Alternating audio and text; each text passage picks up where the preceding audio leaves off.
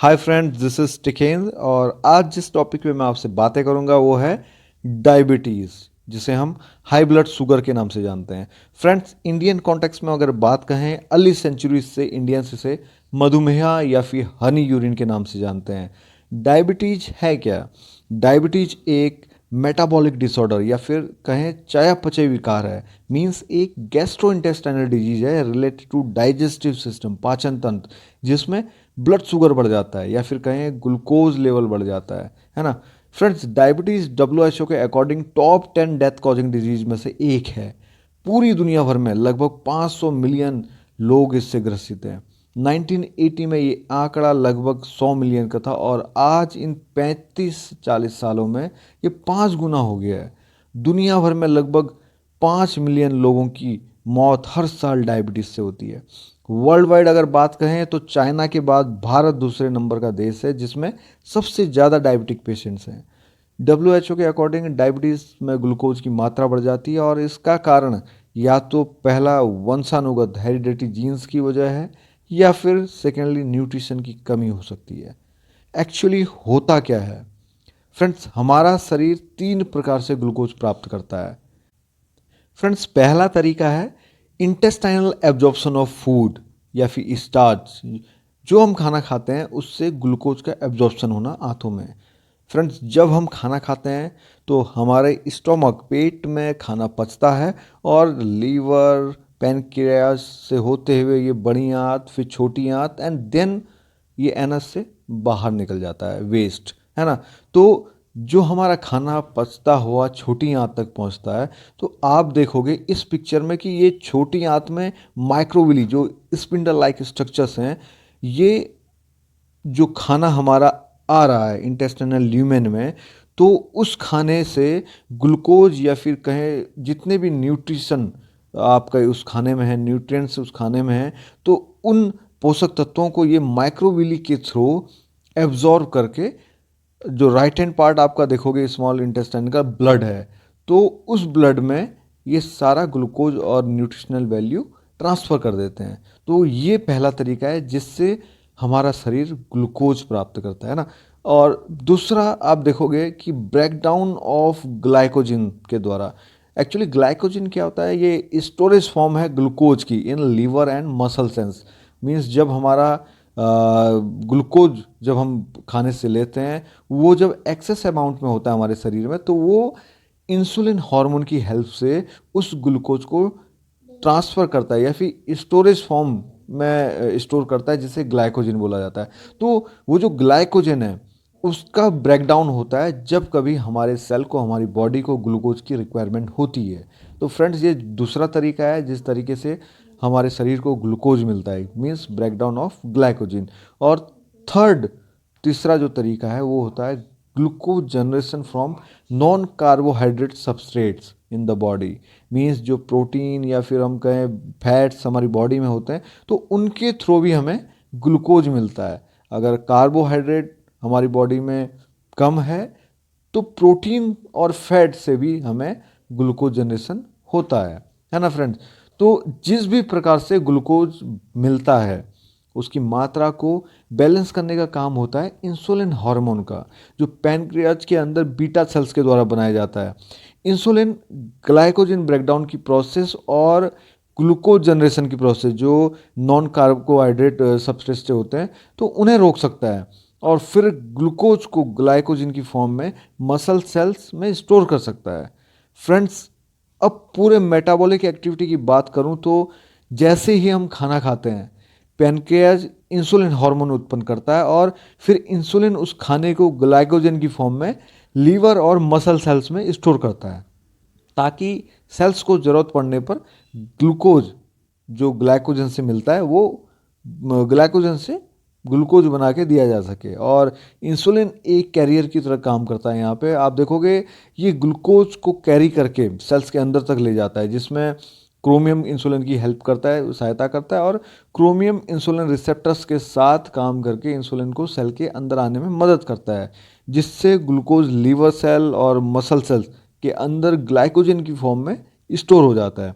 इसके विपरीत आप देखो कि ग्लूकागोन हार्मोन लीवर और मसल सेल्स से स्टोर्ड ग्लाइकोजन को ग्लूकोज में बदलकर ब्लड शुगर और या कहें ग्लूकोज लेवल को नॉर्मल बनाए रखता है। अब जानते हैं बॉडी सेल्स के द्वारा ग्लूकोज का एब्जॉर्प्शन न होने के मुख्य कारण क्या हैं, या फिर कहें ब्लड शुगर बनने के कारण, या फिर कहें डायबिटीज होने के कारण क्या हैं। फ्रेंड्स, सबसे पहला कारण है कि इंसुलिन की मात्रा कम होना, जिससे ग्लूकोज स्टोरेज कम होता है।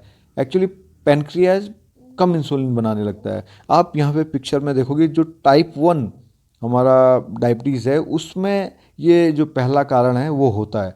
इसमें क्या है, हमारा इंसुलिन की जो मात्रा है वो कम हो रही है जनरेट पैनक्रियाज से, तो उसके कारण जो हमारा ग्लूकोज सेल्स के अंदर जाना है वो नहीं जा पाता है ना। और दूसरा कारण है बॉडी सेल्स इंसुलिन हार्मोन को रिस्पॉन्स नहीं देते हैं। मीन्स जो हमारा सेल है जिसमें ग्लूकोज हमने स्टोर करना है वो इंसुलिन हार्मोन को रिस्पॉन्स नहीं करते। मीन्स जो हमारा यहाँ पे पिक्चर में आप देखोगे टाइप 2 डायबिटीज़ है, इसमें क्या होता है, जो इंसुलिन रिसेप्टर होते हैं सेल्स में वो इंसुलिन को रिस्पॉन्स नहीं करता, इसलिए ग्लूकोज बॉडी के अंदर स्टोर नहीं हो पाता है।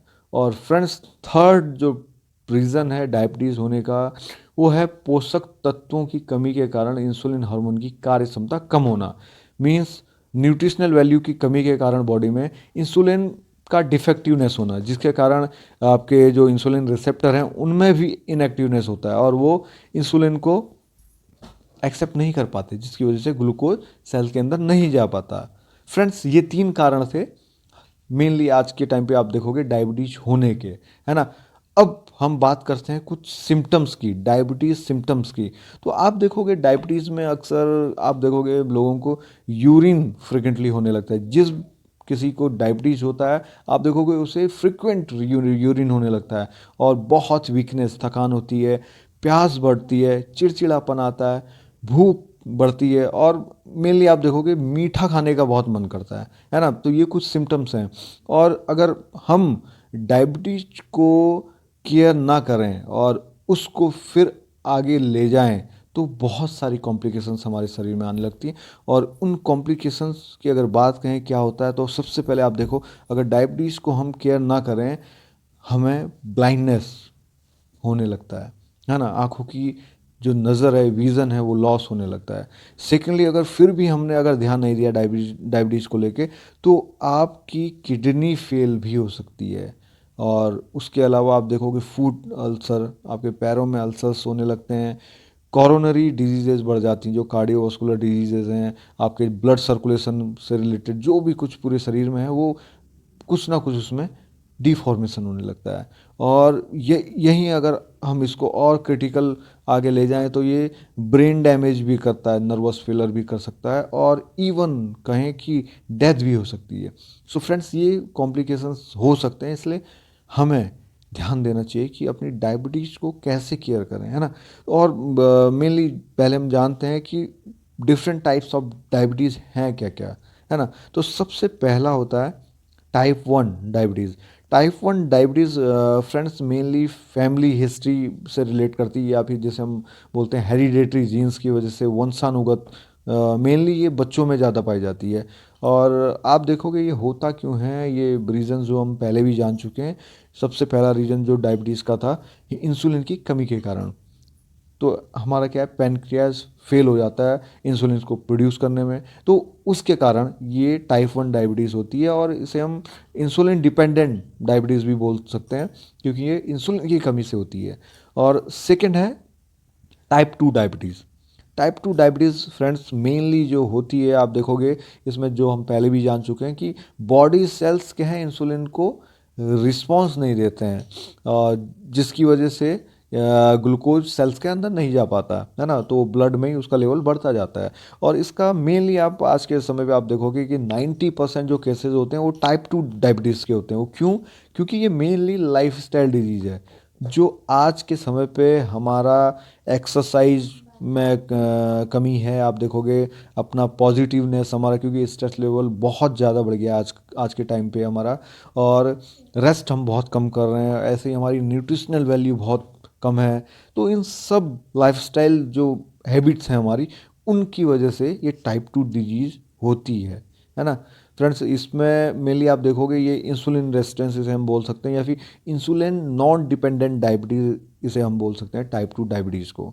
थर्ड टाइप जो होता है वो जेस्टेशनल डायबिटीज़, ये मेनली प्रेगनेंसी के दौरान होता है, हाई ब्लड शुगर हो जाना प्रेग्नेंट वुमेन को।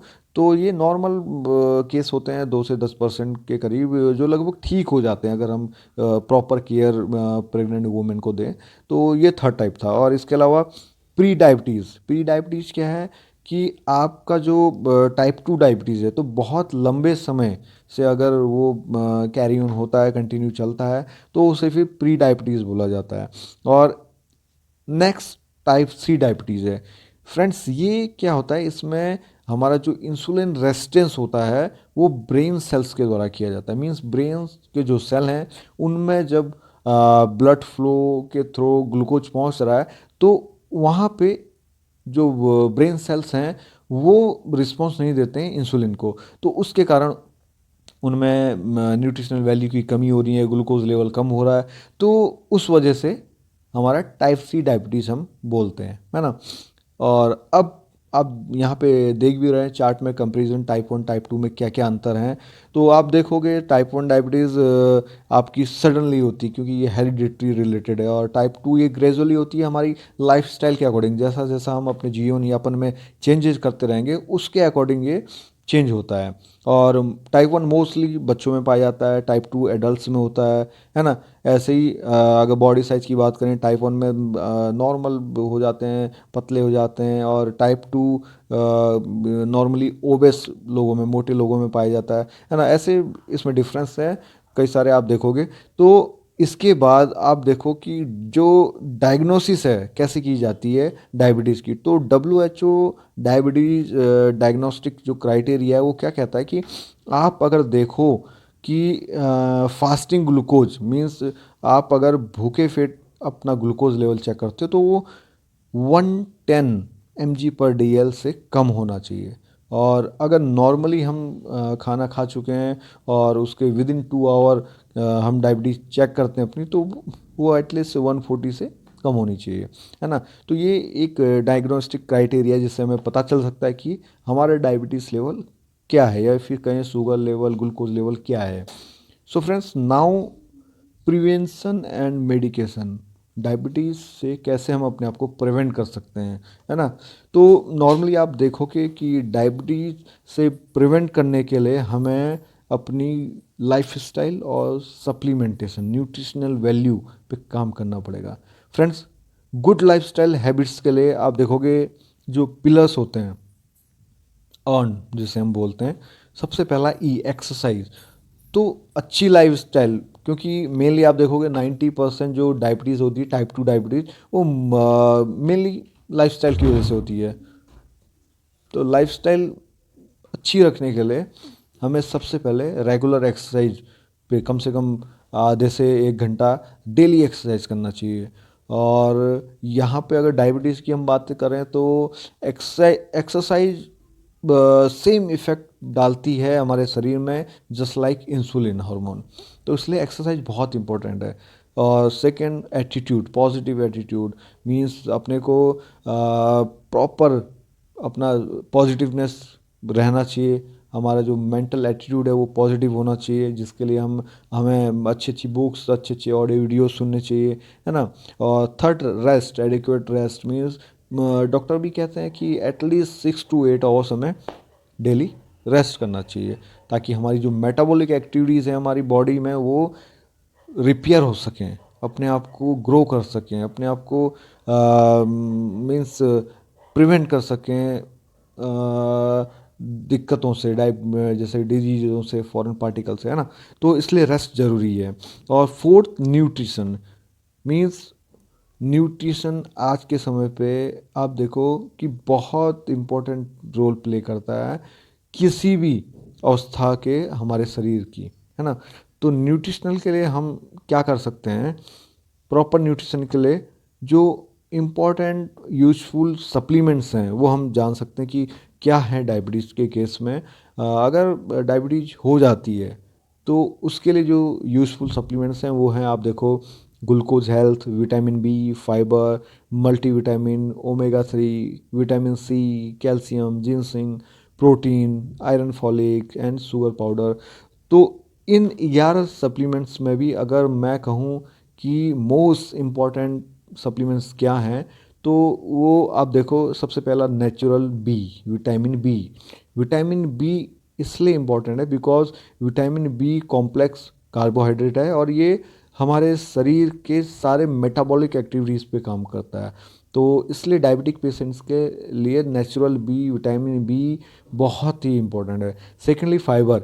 फाइबर इसलिए इम्पोर्टेंट है बिकॉज फाइबर हमारे जीआई सिस्टम पे काम करता है, जीआई सिस्टम को इम्प्रूव करता है बिकॉज ये हमारे खाने को स्लो डाउन करता है और प्रॉपर एब्जॉर्प्शन करता है उस खाने में से ग्लूकोज का, न्यूट्रिशन का, है ना। तो इसलिए फाइबर बहुत इंपॉर्टेंट रोल प्ले करता है। फाइबर्स के थ्रू आप देखोगे हमें क्रोमियम भी मिलता है फाइबर्स में। और क्रोमियम हम जानते हैं कि आपका जो ये इंसुलिन का काम करने का तरीका है, ग्लूकोज को लेके बॉडी सेल्स में डालने का, कन्वर्ट करने का ग्लाइकोजन में, तो इस पूरे प्रोसेस में क्रोमियम बहुत अहम रोल प्ले करता है इंसुलिन के साथ मिलके। तो ये इंसुलिन हमें फाइबर से मिलता है। आप उसके बाद देखोगे मल्टीविटामिन बहुत इंपॉर्टेंट है बिकॉज मेनली हमें जो थकान होती है डायबिटीज़ में और वीकनेस होती हैं, तो वो क्यों होती है? क्योंकि हमारा जो केमिकल प्रोसेस है खाने का, कार्बोहाइड्रेट का, प्रोटीन का, फैट का, तो वो प्रॉपर तरीके से नहीं होता due to lack of vitamins and minerals. So इसलिए ये इंपॉर्टेंट है। And next omega 3। जैसे मेनली हमने जाना कि डायबिटीज़ में टाइप 2 कॉमन डायबिटीज़ है जो 90% लगभग कॉमनली लोगों में है। तो उसका रीज़न क्या है? Life style, bad habits of life style. और वो बैड हैबिट्स क्या हैं हमारे? मेनली आप देखोगे फूड चैनल में हम मेनली आज के टाइम पे ओमेगा 6 ज़्यादा इंटेक करते हैं, जिसके कारण लोग ओबेस होते हैं और ओबेसिटी की वजह से फिर ये टाइप 2 डायबिटीज़ होती है ना फ्रेंड्स। इसलिए ओमेगा 3 इंपॉर्टेंट है उस ओमेगा 6 को बैलेंस करने के लिए, है ना। तो नेक्स्ट आप देखोगे जिनसिंग। जिनसिंग क्यों इम्पोर्टेंट है? बिकॉज जिनसिंग में ऐसे एलिमेंट्स हैं जो लगभग लगभग इंसुलिन की तरह काम करते हैं। और सेकेंडली इसमें ऐसे भी एलिमेंट्स हैं जो क्रोमियम की तरह काम करते हैं। तो ये इंसुलिन और क्रोमियम के जो कॉम्बिनेशन है उसको बनाने के लिए बहुत ही इम्पोर्टेंट प्ले रोल करता है ना। और उसके बाद हम देखेंगे प्रोटीन पाउडर। प्रोटीन पाउडर आप देखोगे डायबिटिक पेशेंट्स का प्रोटीन जो टैंक है बॉडी का वो बहुत ही तेज़ी से लॉस होता है। तो इसलिए फ्रेंड्स प्रोटीन बहुत ज़रूरी है डायबिटिक पेशेंट्स के लिए बिकॉज हमारा पूरा शरीर लगभग लगभग 20% प्रोटीन से बना होता है। सो फ्रेंड्स प्रोटीन इंटेक बहुत बहुत बहुत ज़रूरी है डायबिटीज़ में। तो ये कुछ इम्पोर्टेंट सप्लीमेंट्स है जो मेनली हम डायबिटिक पेशेंट्स को सजेस्ट करते हैं। सो ये सारी इन्फॉर्मेशन थी फ्रेंड्स डायबिटीज़ के बारे में। और आगे हम देखेंगे कि और कुछ बेहतर इन्फॉर्मेशन आपके लिए ला सकें। और इसके साथ ही गुड नाइट, टेक केयर।